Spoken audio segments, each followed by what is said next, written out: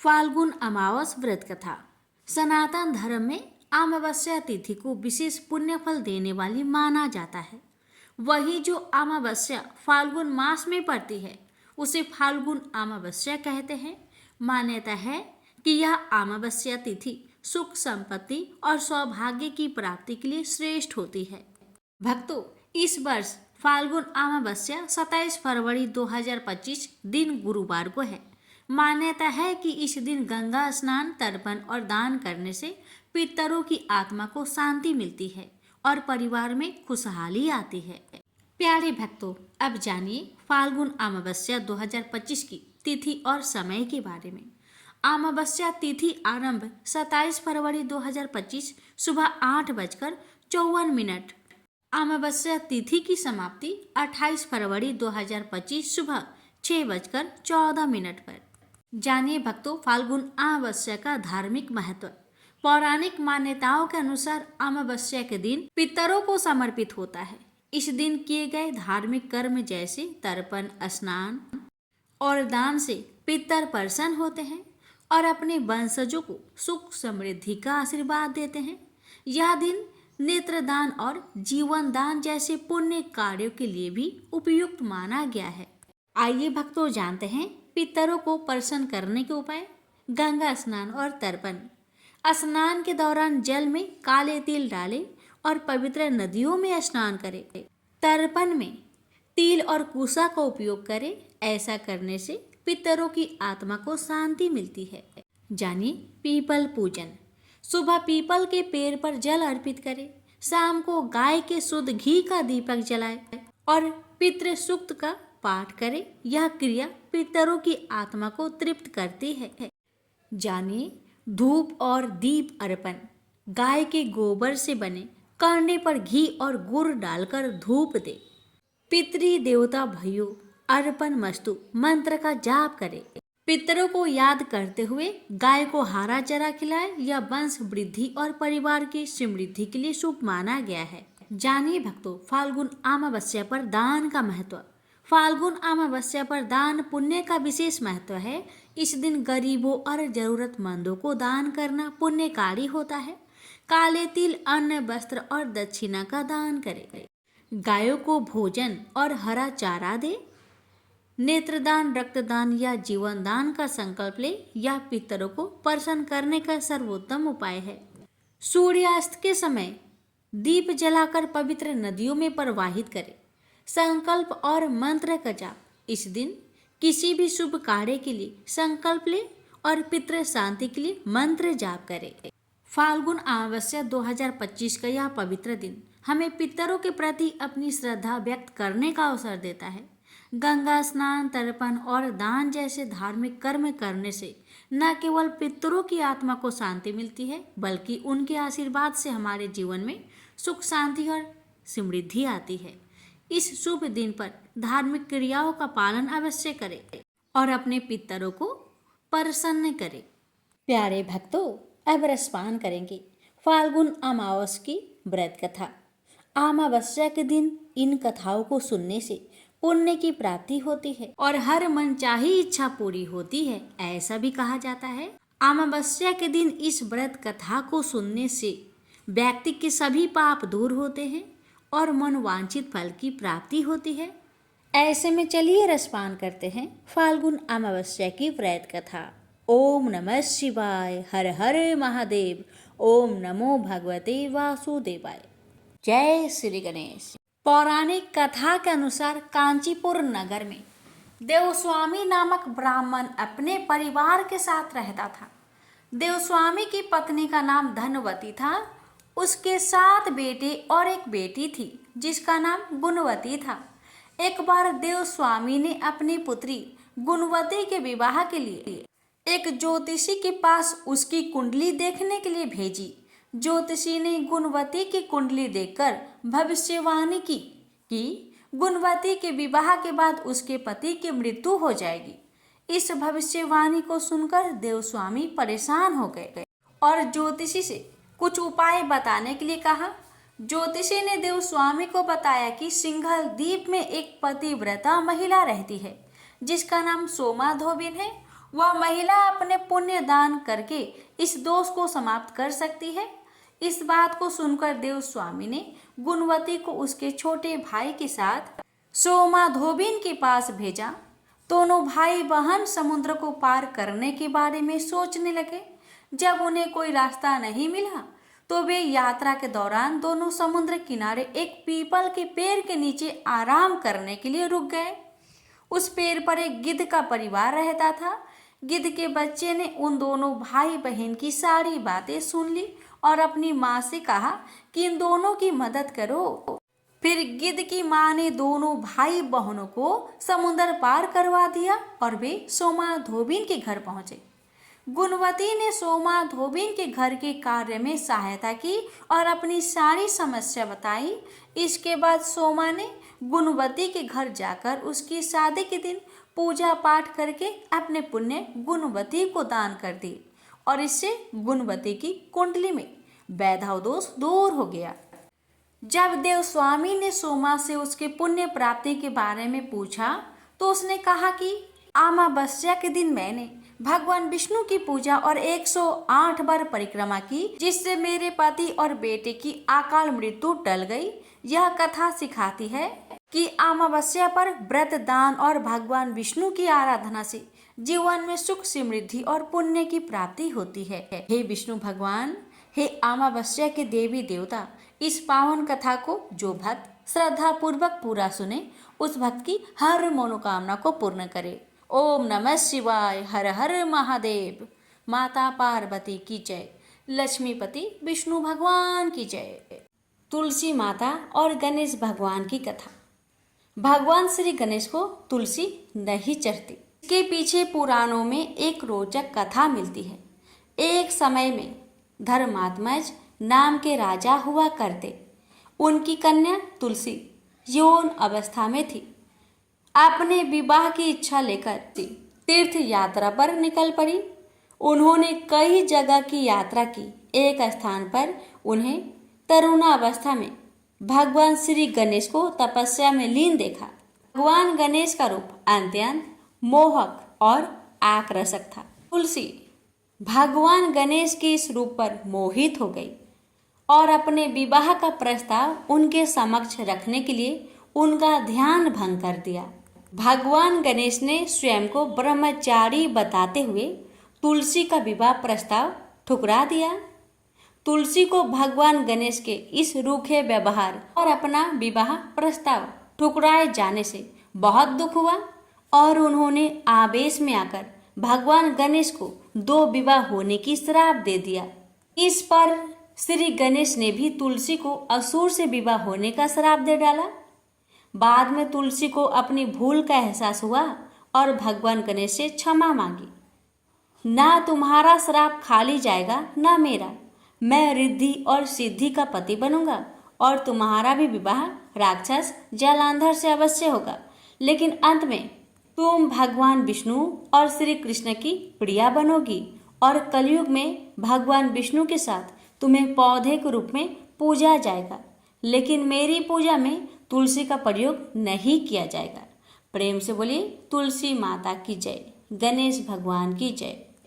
श्री कृष्ण भगवान बोले, हे पार्थ, जो मुझ में मन लगाकर मेरे में ही आश्रय लेकर योगा अभ्यास करते हुए मेरे स्वरूप का संचय रहित पूर्ण ज्ञान प्राप्त होगा, सो सुनो, विज्ञान के सहित वह पूर्ण ज्ञान में तुम्हें सुनाता हूँ, जिसके जानने से तुमको इस लोक में और कुछ जानना शेष न रहेगा।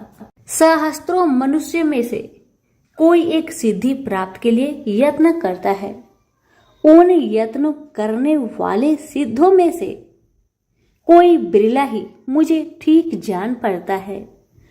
पृथ्वी, जल, अग्नि, वायु, आकाश, मन, बुद्धि और अहंकार, यह 8 प्रकार की मेरी प्रकृति माया है। इस प्रकृति को अपरा अचेतन अर्थात जड़ कहते हैं।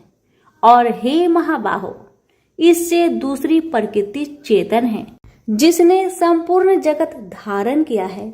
इन्हीं प्रकृतियों से सब प्राणी मात्र उत्पन्न होते हैं। ऐसा जानो यह प्रकृतियां हमसे ही उत्पन्न हुई है। इस तरह सब जगत की उत्पत्ति और प्रलय का कारण मैं ही हूँ। हे धनंजय, जिस प्रकार धागे में मणि पिराई जाती है, उसी भांति यह सब संसार मुझसे परे और कुछ भी नहीं। हे कुंती पुत्र, जल में रस में मैं ही हूँ, चंद्रमा और सूर्य में प्रकाश में मैं ही हूँ, सब वेदों का सार मैं ही हूँ, आकाश में शब्द तथा पुरुष में पौरुष मैं ही हूँ। हे अर्जुन, पृथ्वी में सुगंध तथा अग्नि में तेज रूप मैं ही हूँ, सब प्राणियों में जीवन और तपस्वियों का तप मैं ही हूँ। हे पार्थ, समस्त प्राणियों में सनातन बीज रूप मुझको ही जानना, बुद्धिमानों में बुद्धि स्वरूप और तेजस्वियों में तेज मैं ही हूँ। हे अर्जुन, काम और रोग रहित बलवान पुरुषों में धर्म के विरुद्ध न जानने वाला कर्म मैं ही हूँ। जितने भी स्वास्तिक राजस तामस पदार्थ है, वे सब मुझसे ही उत्पन्न हैं, परंतु उनमें मैं नहीं रहता। ये सब मुझ में है। सत्व रज तम, इन तीनों गुणों के प्रभाव से यह सारा जगत मोहित हो रहा है। इस कारण यह मेरी गुणमयी और दिव्यमयी माया अति दुस्तर है।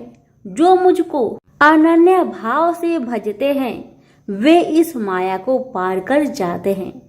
हे भारत श्रेष्ठ अर्जुन, 4 प्रकार के जीव मुझको भजते हैं। दुखिया, जिज्ञासु, ऐश्वर्य की कामना करने वाले और ज्ञानी, जिनमें मुझे सदा एकाग्रचित और केवल मेरी भक्ति करने वाले, और ज्ञानी, जिनमें मुझे सदा एकाग्रचित और केवल मेरी भक्ति करने वाले ज्ञानी पुरुष श्रेष्ठ है, क्योंकि मैं ज्ञानी को अत्यंत प्रिय हूँ और वह मुझको प्रिय है। यद्यपि ये सभी भक्त श्रेष्ठ है, तथापि ज्ञानी तो मेरी आत्मा ही है, क्योंकि वह मुझ में ही मन लगाकर मुझको ही सर्वोत्तम गति मान मेरा ही आश्रय ग्रहण करता है।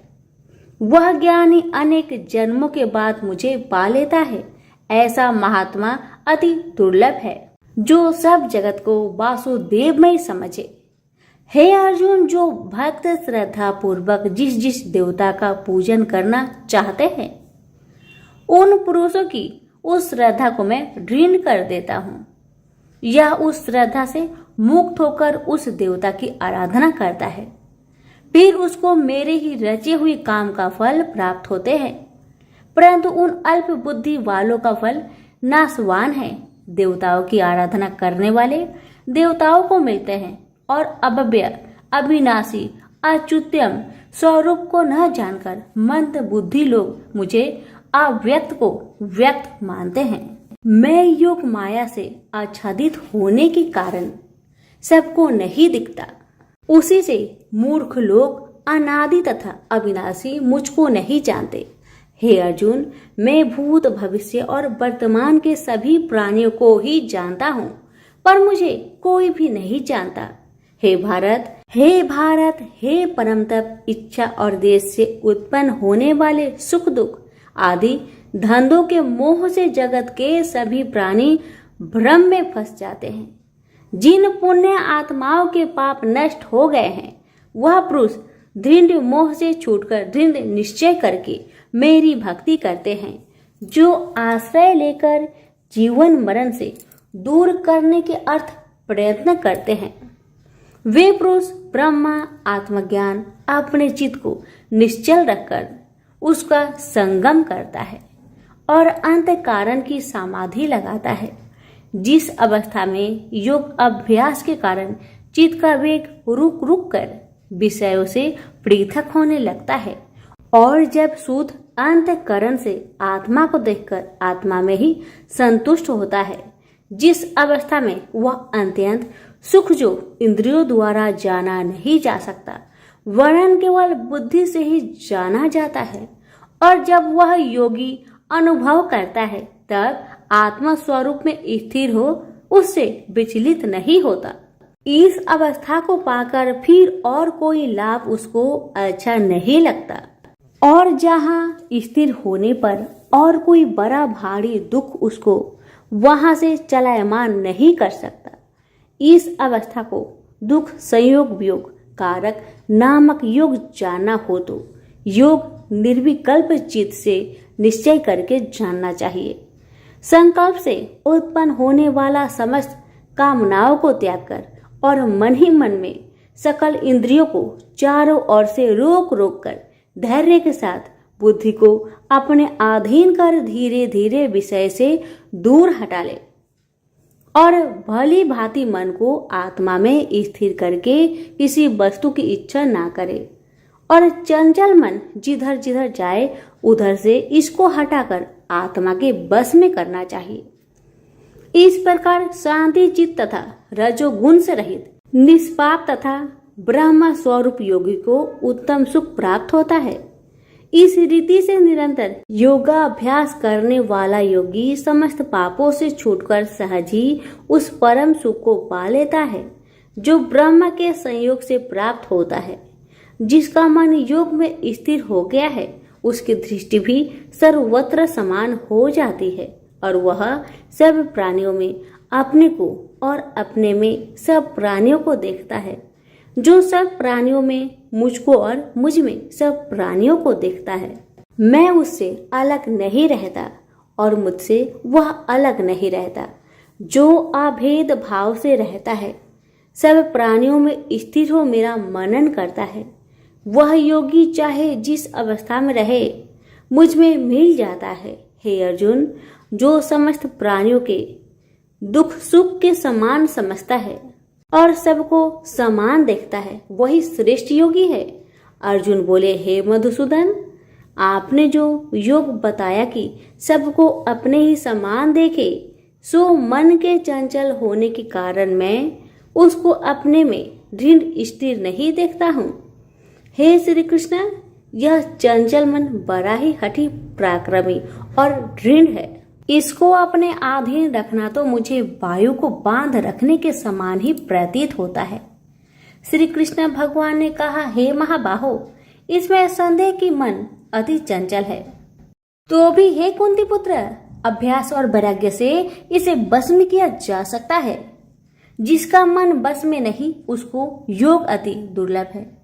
अर्जुन ने कहा, हे श्री कृष्ण, जिसमें श्रद्धा तो है पर योग प्राप्त करने में सफल नहीं हुआ है और जिसका चित्त योग से विचलित हो गया है वह योग सिद्धि न पाने से किस गति को प्राप्त होता है।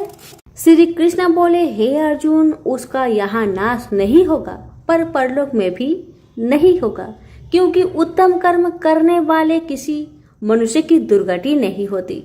वह योग में असफल मनुष्य बहुत दिनों तक पुण्यवानों को प्राप्त होने वाले लोकों में वास करता है और फिर वहां से किसी पवित्र और धनवान मनुष्य घर में आकर जन्म लेता है।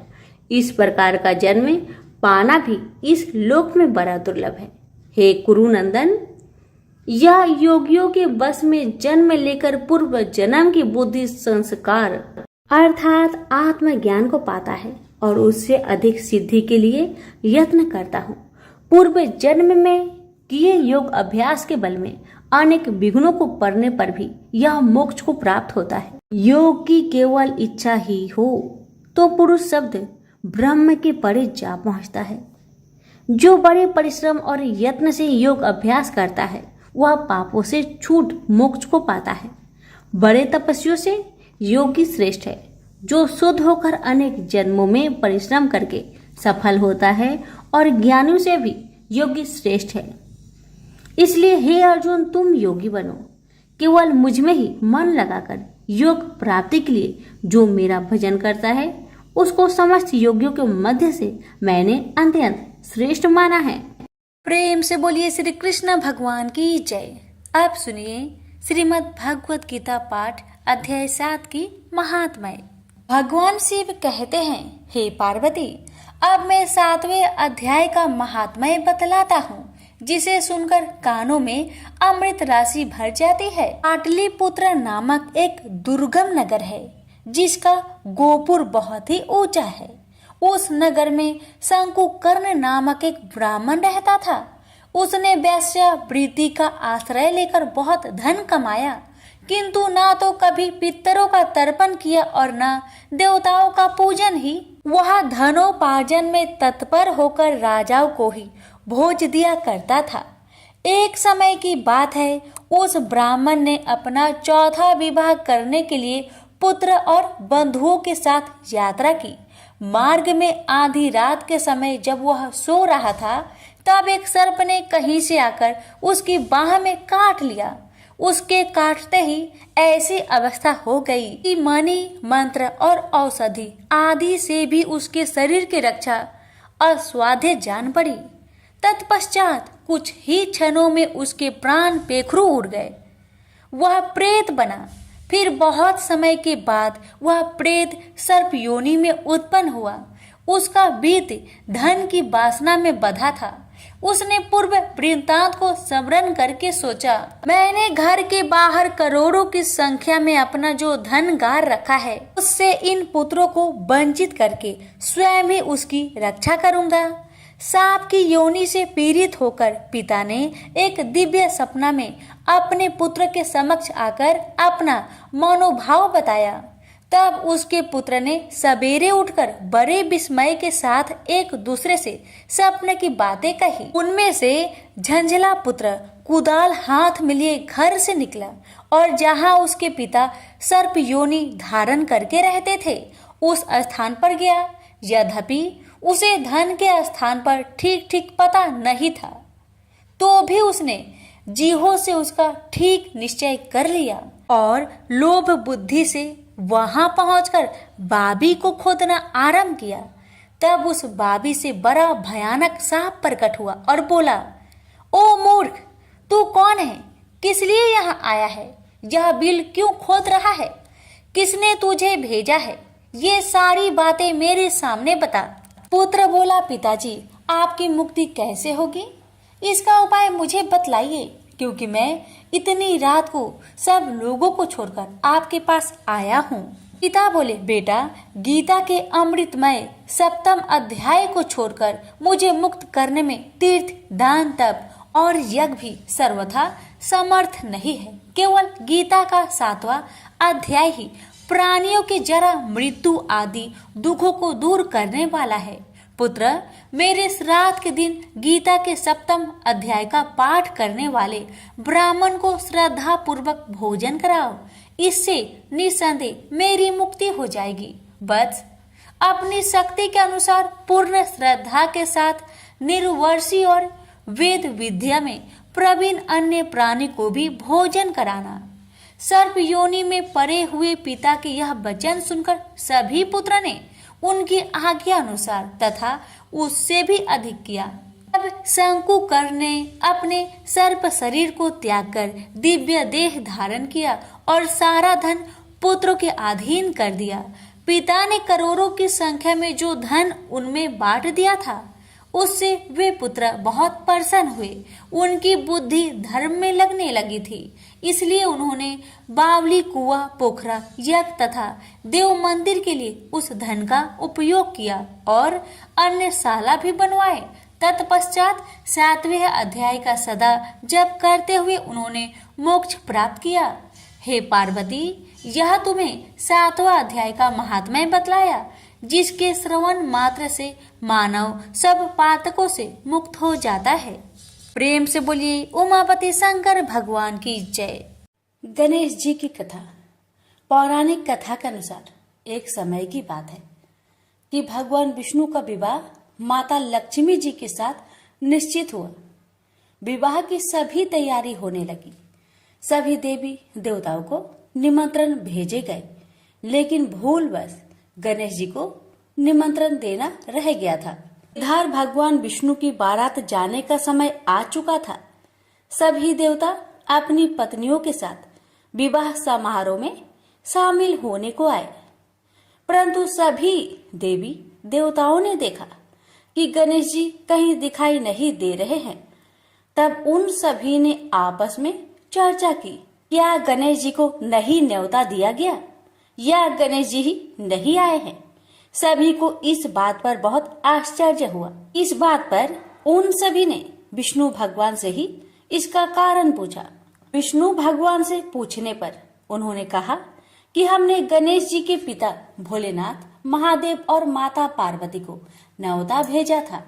यदि गणेश जी अपने पिता के साथ आना चाहते तो आ जाते, अलग से उन्हें न्योता देने की कोई आवश्यकता भी नहीं थी। दूसरी बात यह है, उनको खाने में 1.25 मन मूंग, 1.25 मन चावल, 1.25 मन घी और 1.25 मन लड्डू का भोजन चाहिए। यदि गणेश जी नहीं आएंगे तो कोई बात नहीं, दूसरे के घर जाकर इतना सारा खाना पीना अच्छा भी नहीं लगता। इतना वार्ता कर ही रहे थे कि किसी एक ने सुझाव दिया, यदि गणेश जी आते तो उनको द्वारपाल बनाकर बैठा सकते थे कि आप घर की याद रखना। आप तो चूहे पर बैठकर धीरे धीरे चलोगे तो बारात में बहुत पीछे रह जाओगे। यह सुझाव सबको पसंद आ गया तो फिर विष्णु भगवान ने भी अपनी सहमति दे दी। तब गणेश जी को निमंत्रण देकर आमंत्रित किया और उनको समझा बुझाकर घर की रखवाली करने को बैठा दिया गया। बारात चल दी। तब नारद जी ने देखा कि गणेश जी तो दरवाजे पर ही बैठे हुए हैं, तो वे गणेश जी के पास गए और रुकने का कारण पूछा। गणेश जी कहने लगे कि विष्णु भगवान ने मेरा बहुत अपमान किया है। नारद जी ने कहा कि आप अपनी मूषक सेना आगे भेज दो तो वह रास्ता खोद देगी, जिससे उनके वाहन धरती में धंस जाएंगे। तब आपको सम्मान पूर्वक बुलाना पड़ेगा। अब तो गणेश जी ने अपनी मूषक सेना को आदेश दिया, जाओ, और सेना ने जमीन पोली कर दी। जब बारात वहां से निकली तो रथों के पहिए धरती में धंसने लगी। आग कोशिश की परंतु पहिए नहीं निकले। सभी ने अपने अपने उपाय किए परंतु पहिए तो नहीं निकले, बल्कि जगह जगह से टूटने लगे। किसी को समझ में नहीं आ रहा था कि अब क्या किया जाए। तब तो नारद जी ने आकर कहा, आप लोगों ने गणेश जी का अपमान किया, जिस कारण यह विघ्न आ रहे हैं। यदि उन्हें मनाकर लाया जाए तो आपका कार्य सिद्ध हो सकता है और यह संकट टल सकता है। शंकर भगवान ने अपने दूत नंदी को भेजा और वे गणेश जी को लेकर आए। गणेश जी का आदर सम्मान के साथ पूजन किया गया। फिर रथ के पहिए निकलने लगे और यह संकट टल गया। अब रथ के पहिए निकल तो गए परंतु वे टूट फूट गए थे, तो उन्हें सुधारे कौन। पास के खेत में एक खाती काम कर रहा था। उसे बुलाया गया। खाती अपना कार्य करने से पहले श्री गणेशाय नमः कहकर गणेश जी की वंदना मन ही मन करने लगा। देखते ही देखते खाती ने सभी पहियों को ठीक कर दिया।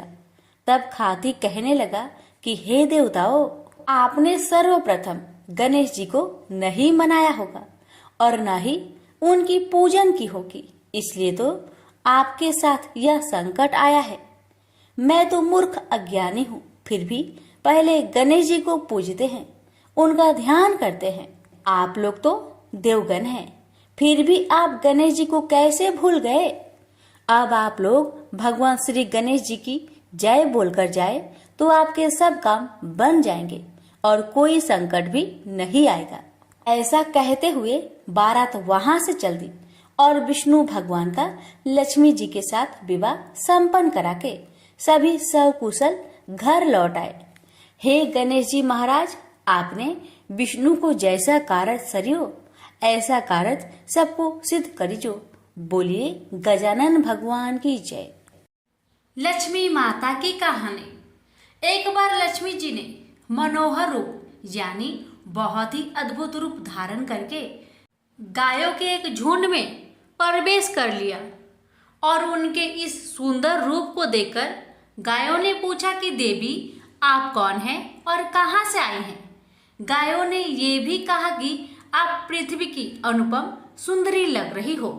तब गायों ने एकदम से कहा कि सच सच बताओ, आखिर तुम कौन हो और तुम्हें कहाँ जाना है।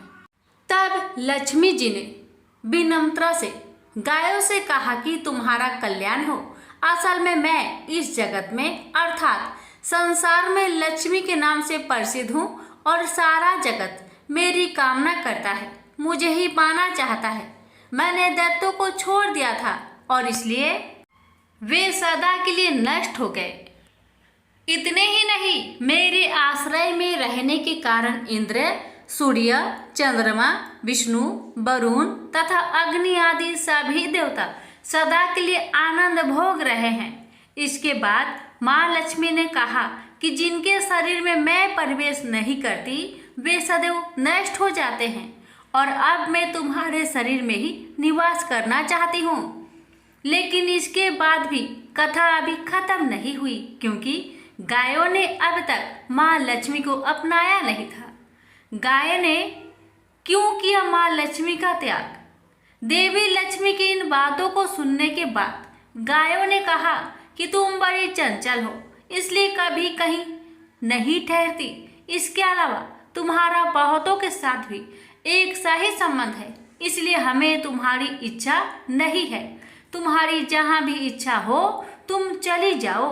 तुमने हमसे बात की, इतने में ही हम अपने आप को तुम्हारी कृतार्थ यानी तुम्हारी आभारी मानती हैं। गायों के ऐसा कहने पर लक्ष्मी ने कहा कि ये तुम क्या कह रही हो? मैं दुर्लभ और सती हूँ, अर्थात मुझे पाना आसान नहीं, पर फिर भी तुम मुझे स्वीकार नहीं कर रही।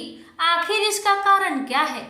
यहाँ तक कि देवता, दानव, मनुष्य आदि सब कठोर तपस्या करके मेरी सेवा का सौभाग्य प्राप्त करते हैं, अतः तुम भी मुझे स्वीकार करो। वैसे भी इस संसार में ऐसा कोई नहीं जो मेरा अपमान करता हो।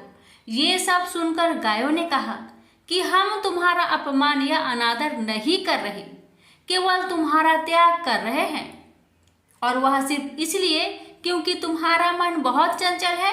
तुम कहीं भी जमकर नहीं रहती, अर्थात एक स्थान पर नहीं रुक सकती, इसलिए अब बातचीत करने से कोई लाभ नहीं।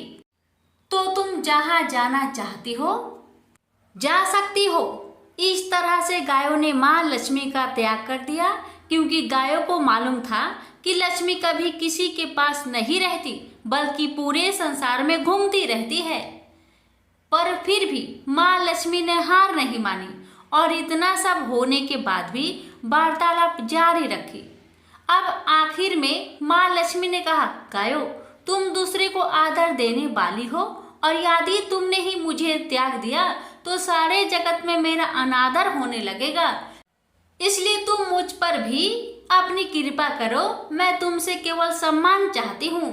तुम लोग सदा सबका कल्याण करने वाली पवित्र और सौभाग्यवती हो, तो मुझे भी बस आज्ञा दो कि मैं तुम्हारे शरीर के किस भाग में निवास करूं। इसके बाद गाय ने भी अपना मन बदल लिया और गायों ने कहा, हे यशस्विनी, हमें तुम्हारा सम्मान अवश्य ही करना चाहिए, इसलिए तुम हमारे गोबर और मूत्र में निवास करो, क्योंकि हमारी ये दोनों वस्तुएं ही परम पवित्र है। तब माँ लक्ष्मी ने कहा, धन्यवाद और धन्य भाग मेरे, जो तुम लोगों ने मुझ पर अनुग्रह किया, यानी मेरे प्रति इतना कृपा दिखाई। मैं अवश्य ऐसा ही करूंगी। मैं सदैव तुम्हारे गोबर और मूत्र में ही निवास करूंगी। सुखदायिनी गायों, अर्थात सुख देने वाली गायों, तुमने मेरा मान रख लिया, अतः तुम्हारा भी कल्याण हो। बस यही वचन है कि गाय की इन दोनों वस्तुओं को लक्ष्मी का ही रूप समझा जाता है। प्रेम से बोलिए लक्ष्मी माता की जय। लापसी तपसी की कथा। एक लापसी था, एक तपसी था। तपसी हमेशा भगवान की तपस्या में लीन रहता था। लापसी रोजाना 1.25 सेर की लापसी बनाकर भगवान का भोग लगाकर जीम लेता था। एक दिन दोनों लड़ने लगे। लापसी बोला, मैं रोज भगवान की तपस्या करता हूँ, इसलिए मैं बड़ा हूँ। लापसी बोला कि मैं रोज भगवान को 1.25 सेर लापसी का भोग लगाता हूँ, इसलिए मैं बड़ा हूँ। नारद जी वहाँ से गुजर रहे थे। दोनों को लड़ता देखकर उनसे पूछा, कि क्यों तुम लड़ रहे हो। लापसी ने खुद को बड़ा होने का कारण बताया और तपसी ने अपना कारण बताया। नारद जी बोले, तुम्हारा फैसला मैं कर दूंगा। दूसरे दिन लापसी और तपसी नहाकर अपनी रोज की भक्ति करने आए तो नारद जी ने छुपकर 1.25 करोड़ की एक एक अंगूठी उन दोनों के आगे रख दी। तपसी की नजर जब अंगूठी पर पड़ी तो उसने चुपचाप अंगूठी उठाकर अपने नीचे दबा ली। लापसी की नजर अंगूठी पर पड़ी लेकिन उसने ध्यान नहीं दिया। भगवान को भोग लगाकर लापसी खाने लगा। नारद जी सामने आए तो दोनों ने पूछा कि कौन बड़ा। तो नारद जी ने तपसी को खड़ा होने को कहा। वो खड़ा हुआ तो उसके नीचे दबी अंगूठी दिखाई पड़ी। नारद जी ने तपसी से कहा, तपस्या करने के बाद भी तुम्हारी चोरी करने की आदत नहीं गई, इसलिए लापसी बड़ा है और तुम्हें तुम्हारी तपस्या का कोई भी फल नहीं मिलेगा। तपसी शर्मिंदा होकर माफी मांगने लगा। उसने नारद जी से पूछा, मुझे मेरी तपस्या का फल कैसे मिलेगा। नारद जी ने कहा, यदि कोई गाय और कुत्ते की रोटी नहीं बनाएगा तो फल तुझे मिलेगा। यदि कोई ब्राह्मण को भोजन करवाकर दक्षिणा नहीं देगा तो फल तुझे मिलेगा। यदि कोई साड़ी के साथ ब्लाउज नहीं देगा तो फल तुझे मिलेगा। यदि कोई दिए से दिया जलाएगा तो फल तुझे मिलेगा।